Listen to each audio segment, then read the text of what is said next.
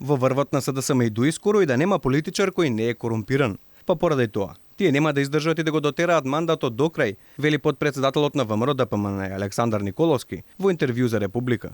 Тој додава оти власта се распаѓа на дневна основа и за тоа доказ се истражувањата на јавното мислење, во кој опозицијата има значајно водство. Македонија е во една голема политичка криза и сериозна политичка поларизација, каде што единствениот начин да се излезе од оваа политичка криза и од оваа општествена и политичка поларизација се брзи предвремени избори на кои што граѓаните ќе кажат што мислат кој треба да ја води државата во следниот период и кон каде треба да се движи Македонија.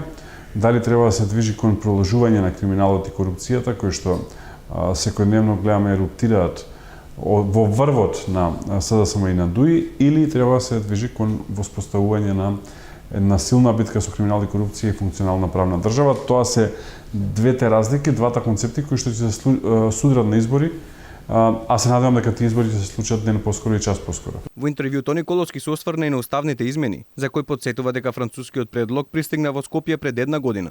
И додава дека власта за тоа време не престана да лаже оти имале 80 пратеници за да ги спроведат уставните измени. Само уште името, само уште знамето, само уште уставот, па повторно знамето, па повторно името, претходно договорот за добрососедство со Бугарија, па нови условувања од Бугарија.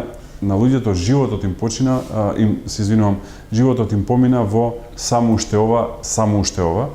30 години поминаа во само уште ова и преку глава ни на сите, и што е доста мора да се стави точка и да се знае дека тука завршуваат работите. Потпредседателот на ВМРО ДПМН предупредува дека може да се доведеме на секој 6 месеци да бидеме блокирани од Бугарија ако се толкува работата на историската комисија.